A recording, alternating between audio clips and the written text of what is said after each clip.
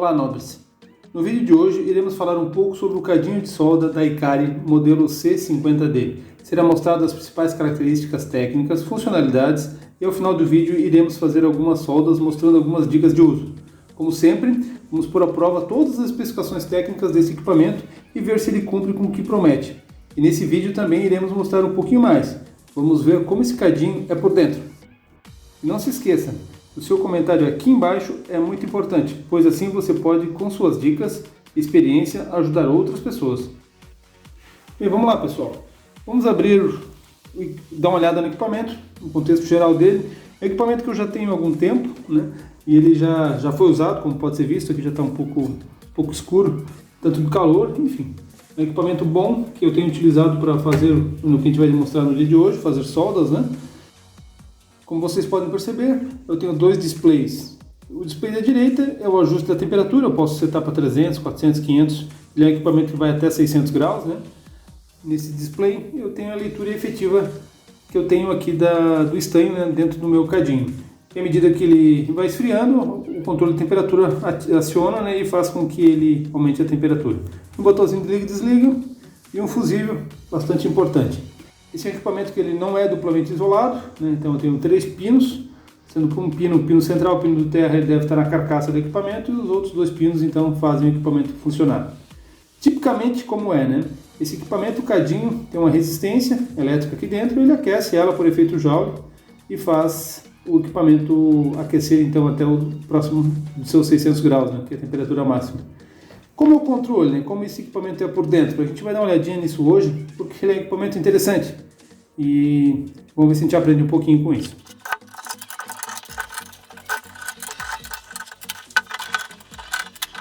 Com a parte da frente solta, a gente consegue ter acesso ao circuito de controle. Então vamos dar uma olhadinha nele aqui, ver o que a gente encontra de interessante.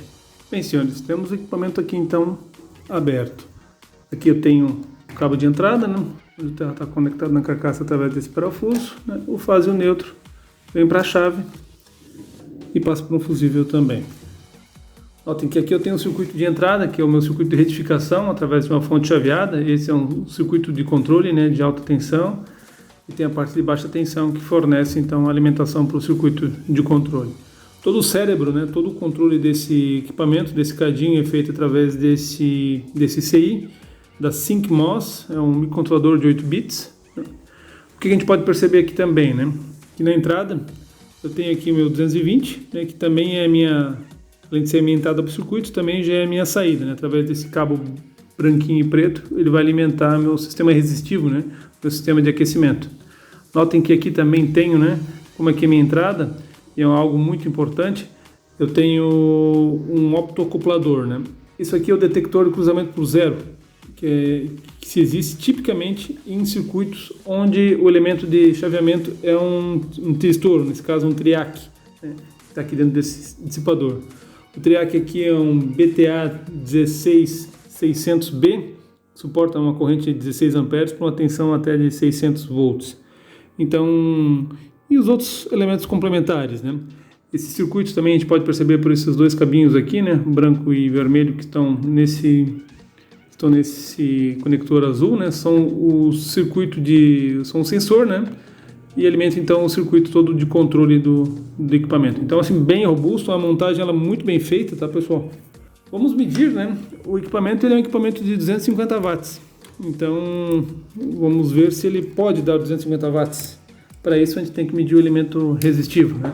Vamos medir a resistência que a gente tem e ver se a gente consegue fazer um cálculo aí da resistência, né? E se ela vai dar a potência que a gente precisa, né?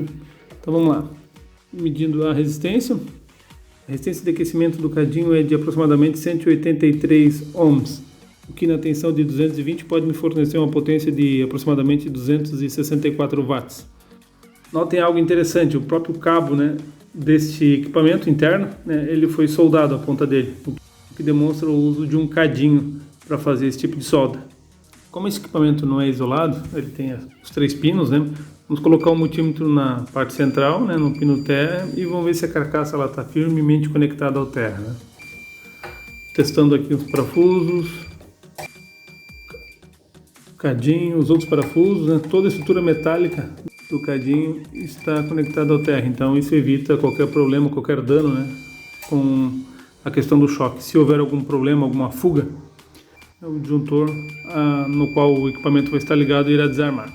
Agora iremos fazer um teste de isolamento. Estou curto-circuitando então fase e neutro, né? Deixando o terra livre, e vou medir, né? Uma ponteira entre o fase e o neutro e a outra ponteira com alta tensão na carcaça, né, do equipamento, e vamos ver o que a gente vai chegar. Estou testando com uma tensão de 250 volts, que é mais ou menos a tensão de trabalho desse equipamento, que é 220, e vamos ver o que a gente vai conseguir, que valor a gente irá obter.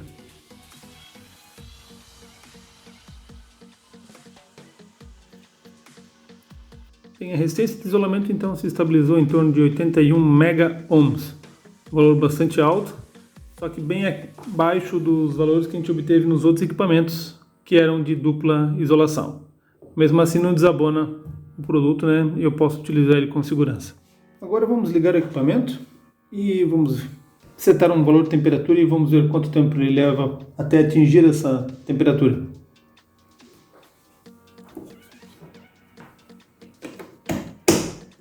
Então eu marco que eu tenho uma temperatura ajustada, né, em 350 graus, meu valor calibrado, né? Aumento ou diminuo por aqui. E aqui eu tenho a temperatura ambiente, de onde eu estou, né, está um pouco frio, em torno de 13,5 graus. Vamos ver quanto tempo ele leva até atingir a temperatura de 350 graus.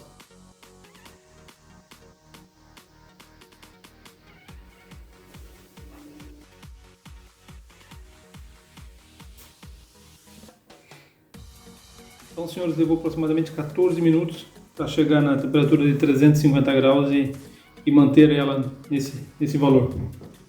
Sempre que a gente for mexer com estanho, né, derretido, né, ou fazer um processo de soldagem, é sempre interessante ligar um sistema de aspiração de ar, né, porque sempre vai gerar alguma fumaça e não é interessante que a gente aspire essa fumaça. Eu comprei algumas barras de estanho, né? Vamos derreter aqui para aumentar um pouquinho essa quantidade e vamos ver um pouquinho como é esse processo. Hein? Lembrando que eu estou então a 350 graus, né? Vamos derreter aqui o estanho. Notem que a temperatura já começa a baixar, né? Notem que minha barrinha já está indo embora. Percebam, né, como a gente está inserindo o material, ele vai baixando a temperatura do conjunto todo, né? Agora que já chegamos à temperatura de 350 graus, vamos iniciar alguns procedimentos para fazer alguns testes. Mas lembrem-se, sempre utilizem EPIs, pois se respingar uma gota de estanho derretido em seus olhos, a queimadura será grave. Notem que aquele aspecto brilhoso que tinha no cadinho, ele já não existe mais.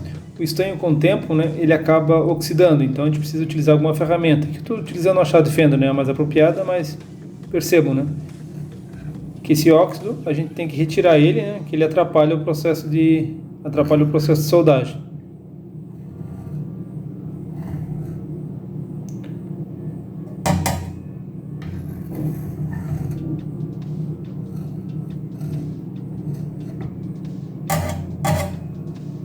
A grande vantagem do cadinho é para fazer o estanhamento então de cabos ou de algo que seja repetitivo, pois fazer de 1 por 1, né, estanhar um fio 1 por 1 não seria interessante. Notem que aqui eu estou com a temperatura então de 350 graus, então eu preparei com antecedência alguns cabos onde a gente irá fazer os testes de soldagem. Eu tenho um fio 1,5 aqui, onde a gente vai fazer a solda. Lembrando que eu acabei de descascar, né, fiz esse cabo, e não coloquei fluxo, nada, é apenas cobre. Então vamos colocar aqui e vamos ver se a gente irá acontecer uma boa solda.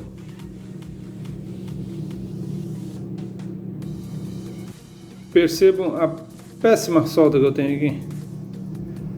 Ou seja, o estanho, apesar de estar a 350 graus, né, ele não soldou muito bem, somente na pontinha. Vamos tentar novamente, deixar mais tempo. Notem a isolação, que ela ficou perfeita.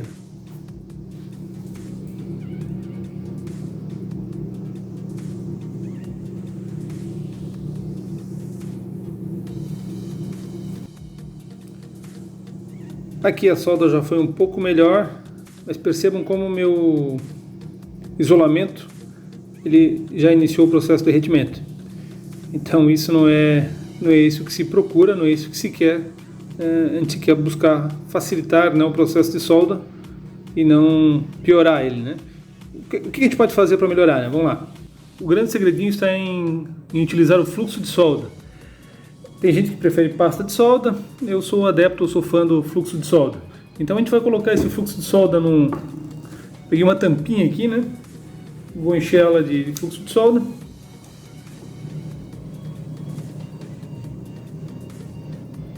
Sempre gosto de trabalhar com um paninho, né, um guardanapo numa situação dessa, porque o excesso do fluxo a gente consegue tirar aqui antes de colocar no cadinho.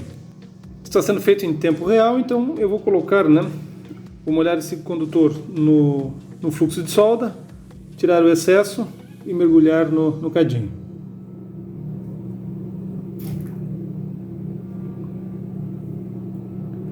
Percebam como foi rápido e como a solda se deu com perfeição. Notem que eu mergulhei todo o isolamento dentro do estanho derretido e não houve problema nenhum. Por quê? Como a velocidade, né, desse mergulho foi muito rápida, a isolação não se danifica e eu tenho o estanhamento do cobre com perfeição. Vamos fazer agora com fio de seção 2,5.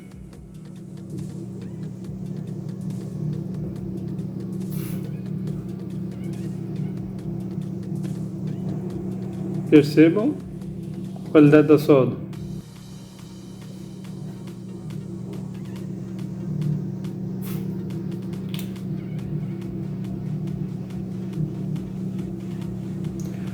O que é bacana, que não danifica o isolamento, tá, pessoal? Então é bem interessante isso. Eu gostaria de estanhar 3 fios juntos ou mais, né? Tranquilamente. Molha no fluxo, tira o excesso.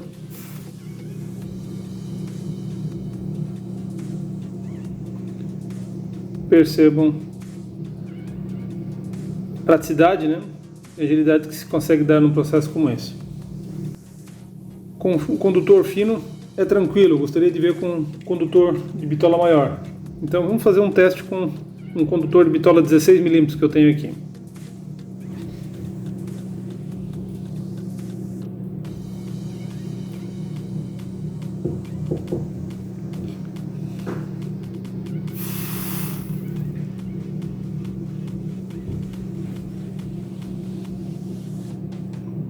Notem a qualidade da solda.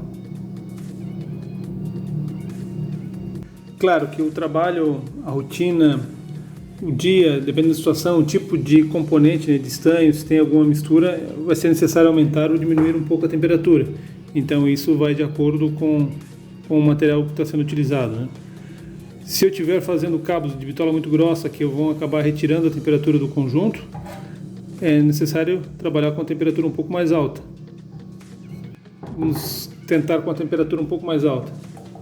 Bem, o equipamento chegou a 400 graus, um cabo mais grosso, ele retira a energia térmica do cadinho. Então é necessário um pouco mais de temperatura e que o cabo permaneça mais tempo dentro do cadinho para que o estanho possa se impregnar, né, dentro da estrutura do cobre. Então vamos fazer esse ensaio agora com 400 graus e vamos ver como ele se comporta.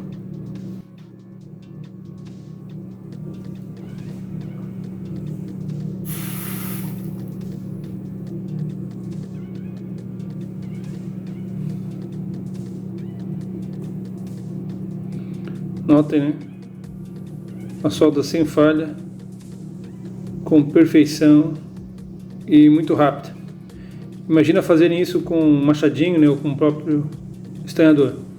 Iria levar muito tempo e não ficaria tão bem feito, além de estragar o isolamento. O isolamento aqui, pessoal, aqueceu um pouco, mas está muito firme, né, sem amolecimento. O equipamento está setado para 400 graus, a temperatura está subindo. Vamos ver qual a potência que está sendo consumida nesse momento. Eu estou em 192, 194 watts, em torno disso. Então já havia testado de maneira anteriormente, já chequei com outro equipamento de medição também, se a medição estava correta, e ele não excede então os 200 watts. O manual do equipamento diz que ele é um equipamento para 250 watts. Bem, nobres, conforme demonstrado até aqui, é isto que o cadinho de solda pode fazer por nós.